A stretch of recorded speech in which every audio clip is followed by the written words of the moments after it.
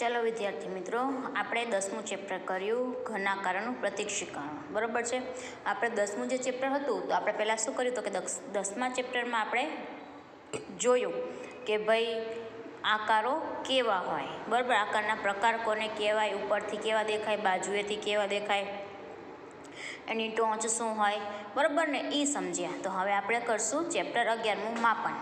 આપણે શું કર્યું, પહેલાં વસ્તુ તો જોઈ લીધી આપણે કે ભાઈ ઉપરથી કેવી દેખાય છે, આગળથી કેવી દેખાય છે અને બાજુએથી કેવી દેખાય છે. બરાબર, પણ હવે આપણે એનું શું કરશું, માપન. એટલે કે એને માપવું તો આપણને ખબર હોય કે ભાઈ કઈ રીતે મપાય. બરાબર છે, તો આપણે માપી શકીએ, પણ આપણને ખબર ન હોય તો કઈ રીતે માપીએ. બરાબર ને, ક્ષેત્રફળ કહેવાય કે પછી પરિમિતિ કહેવાય, ચોરસ કહેવાય, લંબચોરસ કહેવાય, ત્રિકોણ કહેવાય. બરાબર ને, આપણે એ આકાર જોઈ લીધા કે ભાઈ આ બધા આકાર કહેવાય. બરાબર, આકાર કહેવાય, દેખાવ કેવો આવે, બરાબર ને, બાજુઓ કેટલી હોય, શું હોય, એ બધું આપણે જોયું. હવે આપણે ચેપ્ટર 11 કરશું માપન. તો આપણે વિદ્યાર્થી મિત્રો એની થોડીક આપણે થિયરી જોઈ લઈએ. તો કે ક્ષેત્રફળ. ક્ષેત્રફળ કોને કહેવાય તો કે આકૃતિ વડે સમતલમાં રોકાયેલી જગ્યાના માપને તે આકૃતિનું ક્ષેત્રફળ કહેવાય. બરાબર, શું કહે છે કે આકૃતિ વડે સમતલમાં રોકાયેલી જગ્યાના માપનને તે આકૃતિનું ક્ષેત્રફળ કહે. જો ટૂંકમાં હું તમને કહું, આ શું છે, ચોરસ છે. બરાબર છે, આ ચોરસ છે, એનું માપ જે રોકાયેલું છે, જેમ કે આ બાજુ બધું હોય અંદર, એ માપ શું છે, રોકાયેલો છે, એને શું કહેવામાં આવે તો કે તેને ક્ષેત્રફળ કહેવાય. અને આ બધું શું કહેવાય, આને પરિમિતિ કહેવાય. બરાબર ને, એને ચોરસ હોય, લંબચોરસ હોય, ત્રિકોણ હોય, અમુક અમુક બાજુ જે પ્રમાણે તમારે હોય બાજુ એ પ્રમાણે તમારે. તો હવે આપણે પરિમિતિ જોઈએ. ક્ષેત્રફળ તો તમને ખબર પડી કે ક્ષેત્રફળ એટલે કે જે અંદર છે તે. એક્ઝામ્પલ તરીકે જુઓ, આપણી સામે બોર્ડ છે. બરાબર છે, બોર્ડ છે, તો બોર્ડ કેવો છે તો કે બોર્ડ જે રહ્યો એ આપણો લંબચોરસ છે. બરાબર, લંબચોરસ જે અંદરની જગ્યા છે એ શું થઈ ગયું, તમારું આખી ક્ષેત્રફળ થઈ ગયું. બરાબર, અને આ બાજુ જે ચોરસ જે કિનારી છે એ શું થઈ ગઈ, લંબચોરસ કિનારી છે, એ તમારી પરિમિતિ થઈ ગઈ. બરાબર છે. તો હવે આપણે જોઈએ તો કે પરિમિતિ કોઈ પણ બંધ આકૃતિની કિનારીના બાજુના માપના સરવાળાને આકૃતિની પરિમિતિ કહેવાય છે.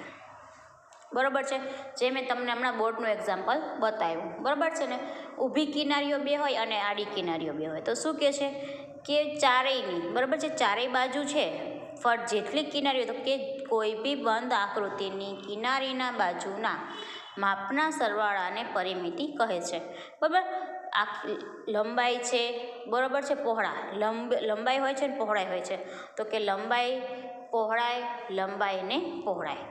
બરાબર છે, એટલે ચારેયનો સરવાળો કરીએ તો અહીંયા શું બનશે તો કે અહીંયા પરિમિતિ બનશે. બરાબર ને, આપણે તેનું સૂત્ર બી ખબર જ છે તો કે 4 ગુણ્યા લંબાઈ.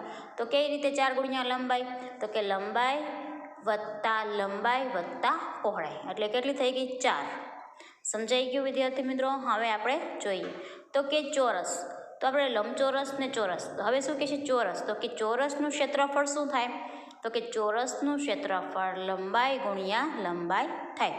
પછી એની પરિમિતિ જે મેં તમને હમણાં સમજાવી હતી.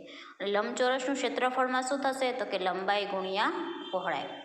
હવે પરિમિતિ બરાબર, તો કે પરિમિતિ 2 લંબાઈ વત્તા પહોળાઈ, જે મેં તમને હમણાં કીધી તે. હવે કે છે ત્રિકોણનું ક્ષેત્રફળ. જે રીતે પરિમિતિનું ક્ષેત્રફળ હોય, ચોરસનું હોય, લંબચોરસનું હોય, એ જ રીતે હવે આપણે જોઈએ ત્રિકોણનું ક્ષેત્રફળ. તો કે ત્રિકોણનું ક્ષેત્રફળ બરાબર 1/2 ગુણ્યા પાયો ગુણ્યા વેધ. બરાબર છે, આપણે એક્ઝામ્પલ તરીકે ત્રિકોણ જોઈએ. બરાબર, તો કે જો અહીંયા જુઓ, આપણે ત્રિકોણ દોરો તમને. આ શું થઈ ગયું, આપણું ત્રિકોણ. બરાબર છે, આપણું શું થઈ ગયું, ત્રિકોણ થઈ ગયું.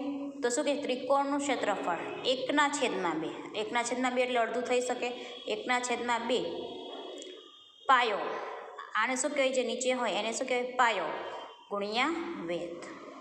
બરાબર છે, પાયો ગુણ્યા વેધ.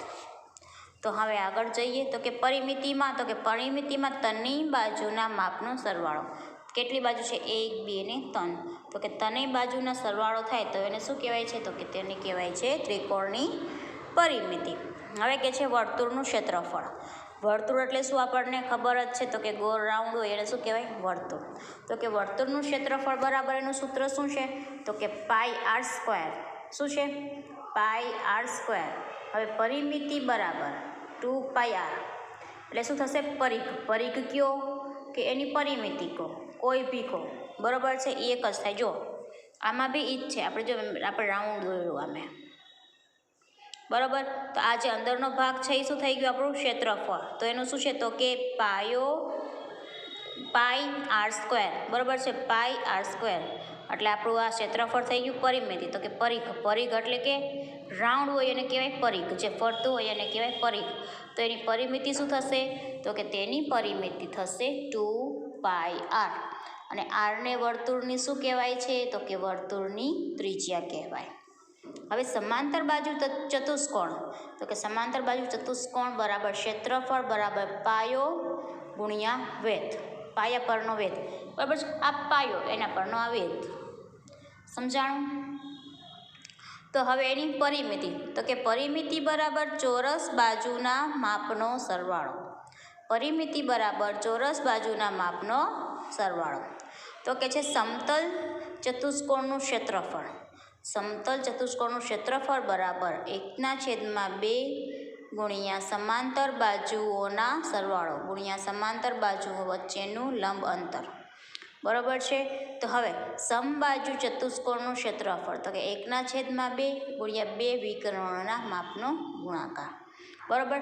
વિદ્યાર્થી મિત્રો, જેમ જેમ આપણે આગળ આવતું જ જશે એ રીતે આપણે સૂત્રનો ઉપયોગ કરશું. પછી સૂત્રને તમારે શોર્ટમાં બી કહેવામાં આવે, લંબાઈને, પહોળાઈને, બરાબર ને. તો આપણે જે રીતે તમારે થશે લેન્થ, બ્રેન્થ, હાઇટ, બરાબર ને. એચ એટલે હાઇટ. એટલે જે પ્રમાણે તમારે ઇંગ્લિશમાં આવતું જશે એ પ્રમાણે હું તમને શીખવાડતી જઈશ. આપણે ચેપ્ટર 11માં 11.1માં એવી રીતે હજી આપણને સૂત્ર આપ્યું નથી. એટલે કે લંબાઈ વત્તા પહોળાઈને જે હોય, તો કે લેન્થ, બ્રેન્થ, હાઇટ ને એ કાંઈ હજી આપ્યું નથી. એટલે હું તમને અત્યારે શીખવાડતી નથી. જ્યારે આપણે 11.2 હમણાં કરીશું તો અહીંયા તમારે એ આવશે, ઇંગ્લિશના જે આલ્ફાબેટનો ઉપયોગ કરવાનો આવશે તો એ તમને હું શીખવાડીશ. અત્યારે આપણે શું છે? તો કે અત્યારે આપણને ડાયરેક્ટલી સૂત્રનો જ ઉપયોગ કર્યો છે, બરાબર. સૂત્રના ઉપયોગ પછી તમારે 11.2 આવશે તો એમાં આલ્ફાબેટનો ઉપયોગ આવશે. એટલે ત્યારે હું તમને આગળ પાઠ્યપુસ્તકમાંથી શીખવાડી દઈશ. બરાબર છે. આના પછીના વિડીયોમાં. અત્યારે હવે આપણે થિયરી જોઈ લીધી એકવાર. વિદ્યાર્થી મિત્રો, તમે 8મું જે કરો છો, 8મામાં જે છે, બરાબર, 8માનું તમને 9મામાં પણ આવશે. એટલે ધ્યાનથી તમે આ સૂત્ર પાકા કરજો, સમજજો. તમને 8માનું જે ખબર પડશે તો જ તમને 9માની ખબર પડશે, નકર તમને ખ્યાલ આવશે નહીં, બરાબર છે. હવે આપણે કરીએ છીએ 11.1. તો કે સ્વાધ્યાય 11.1 જોઈએ. તો કે દાખલો 1. તો કે અહીં આકૃતિમાં એક ચોરસ ને એક લંબચોરસ ખેતર તેમના માપ સાથે આપેલ છે. આ બંને ખેતરોની પરિમિતિ સમાન છે. કયા ખેતરનું ક્ષેત્રફળ વધારે છે? શું કહે છે કે આ બેની આપણને પરિમિતિ આપેલી છે. આપણે એના પરથી શું શોધવાનું? ક્ષેત્રફળ. પણ કયા ખેતરનું ક્ષેત્રફળ વધારે છે તે આપણે શોધીશું. તો સૌથી પહેલાં આપણા પાસે શું છે? તો કે ચોરસ છે અને લંબચોરસ છે. તો સૌથી પહેલાં આપણને એનું સૂત્ર આવડતું હોય, ચોરસનું, લંબચોરસનું, તો આપણે આગળ દાખલો કરી શકીએ. જો આપણને સૂત્ર જ ના આવડે તો આપણે દાખલો કરી શકીએ? તો કે ન કરી શકીએ. તો હવે આપણે ચોરસ ખેતરની બાજુની લંબાઈ કેટલી આપી છે? તો કે 60 મીટર આપી છે. તો હવે ચોરસની પરિમિતિ શોધીશું, પછી આપણે એનું ક્ષેત્રફળ શોધીશું. તો કે ચોરસની પરિમિતિ બરાબર 4 ગુણ્યા બાજુ. આ એનું શું છે? સૂત્ર. 4 ગુણ્યા બાજુ, બરાબર. તો કે 4 ગુણ્યા 60 એટલે 240 થઈ ગયા. હવે ચોરસ ખેતર લંબ, બરાબર છે, ચોરસ ખેતરનું ક્ષેત્રફળ. તો ક્ષેત્રફળ તો આપણને ખબર જ છે, બાજુ ગુણ્યા બાજુ, અથવા તમે લંબાઈ ગુણ્યા લંબાઈ બી કહી શકો. તો કે 60 ગુણ્યા 60 એટલે 3600 મીટર થઈ ગયું. આપણે પરિમિતિ શોધી, બરાબર, ક્ષેત્રફળ શોધ્યું. હવે આપણે લંબચોરસનું શોધશું, બરાબર. તો આપણે લંબચોરસનું જે સૂત્ર છે એમાં શું આપેલું હોય? તો કે લંબાઈ વત્તા પહોળાઈ. આપણને પહોળાઈ તો આપી જ નથી, બરાબર ને. આપણને ખાલી શું આપી છે? તો કે આપણને લંબાઈ જ આપેલી છે. તો હવે આપણે પહેલાં શું શોધીશું? તો કે સૌથી પહેલાં આપણે શોધીશું પહોળાઈ. બરાબર. તો કે લંબચોરસ ખેતરની પરિમિતિ બરાબર 2 કૌંસમાં લંબાઈ વત્તા પહોળાઈ પછી ચોરસની પરિમિતિ. બરાબર. આપણે ચોરસની પરિમિતિ કેટલી મળી છે? તો કે 240. બરાબર. તો હવે 2 કૌંસમાં 80 વત્તા પહોળાઈ બરાબર 240. આ જે 2 છે એ કેવા છે? અહીંયા ગુણાકાર, નીચે આવશે તો ભાગાકારમાં. 80 વત્તા પહોળાઈ બરાબર 120. તો પહોળાઈ બરાબર 120 ઓછા 80. તો આપણને કેટલા મળ્યા? તો કે આપણને મળ્યા 40. તો આપણને લંબચોરસ ખેતરની પહોળાઈ કેટલી મળી? તો કે 40 મીટર મળી ગઈ. તો હવે આપણે જોઈએ તો કે લંબચોરસ ખેતરનું ક્ષેત્રફળ. તો કે લંબાઈ ગુણ્યા પહોળાઈ. શું છે? લંબાઈ ગુણ્યા પહોળાઈ છે. તો હવે 80 ગુણ્યા 40 બરાબર 3200. કેટલા મળ્યા? 3200. તો કે ચોરસ ખેતરનું ક્ષેત્રફળ કેટલું મળ્યું? તો કે એનું મળ્યું 3600 મળ્યું. અને લંબચોરસનું તો કે 3200.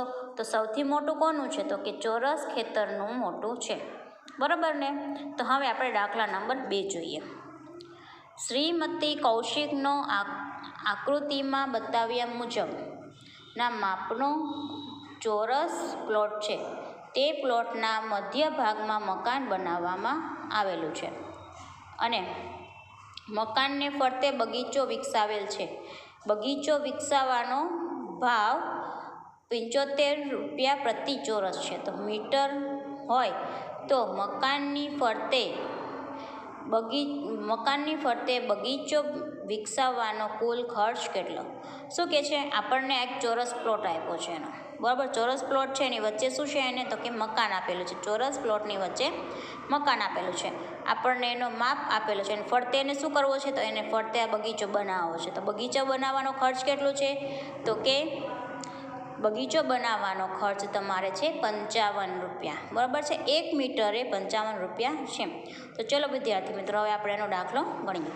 તો કે ચોરસનું ક્ષેત્રફળ કેટલું કયું આવે? તો કે ચોરસનું ક્ષેત્રફળ એટલે સૌથી પહેલાં આપણે બધું અંદરની માપ કરવો પડશે, પછી તમે કરી શકશો. તો કે ચોરસનું ક્ષેત્રફળ બરાબર બાજુ ગુણ્યા બાજુ એટલે 25 ગુણ્યા 25 એટલે 625 થયા. લંબચોરસ આકારનું મકાન બનાવવાનું. શું કરવાનું છે આખું? તો કે લંબચોરસ આકારનું મકાન બનાવશું. તો કે લંબચોરસનું ક્ષેત્રફળ કેટલું થશે? તો કે લંબાઈ ગુણ્યા પહોળાઈ. તો 20 ગુણ્યા 15 એટલે કેટલા થશે તમારા? 300 મીટર સ્ક્વેર થયા. તો બાંધકામ સિવાય પ્લોટના બાકી ભાગમાં શું બનાવવાનું છે? તો કે બાકીના ભાગમાં આપણે બગીચો બનાવવાનો. જો અહીંયા મકાન બનશે અને અહીંયા બગીચો બનશે. સૌથી પહેલાં આપણે આખાઈનું શું કર્યું? આખાઈનું ક્ષેત્રફળ ગોતી લીધું આપણે. બરાબર છે. જો આખાઈનું ક્ષેત્રફળ ગોત્યું, પછી આપણે શું ગોત્યું? તો પછી મકાનનું ક્ષેત્રફળ ગોત્યું. હવે આપણે શું કરશું? બગીચાનું કરશું.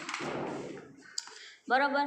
તો હવે આપણા પાસે આખા પ્લોટનું ક્ષેત્રફળ કેટલું આવ્યું છે? તો કે આખા પ્લોટનું ક્ષેત્રફળ આપણે આવ્યું છે 300. બરાબર છે? 300. તો એમાંથી આપણે બાદ શું કરવાનું છે? મકાનનું બાદ કરશું. તો મકાનનું કેટલું છે? આપણે 375. બરાબર છે. તો હવે આપણે મળશે 375. બરાબર. પ્લોટનું ક્ષેત્રફળ કેટલું? ટોટલ 625 છે. અહીંયા 1 મિનિટ. બરાબર. આપણે પ્લોટનું ક્ષેત્રફળ આખું પ્લોટનું ક્ષેત્રફળ 625 છે. મકાનનું કેટલું છે? તો કે 300 છે. તો તમે મકાનનું બાદ કરો તો જ તમે ફરતે બનાવી શકો ને, નકર તમે કઈ રીતે બનાવી શકો? એટલે 375. બરાબર છે. 625 ઓછા 300 375 આવશે.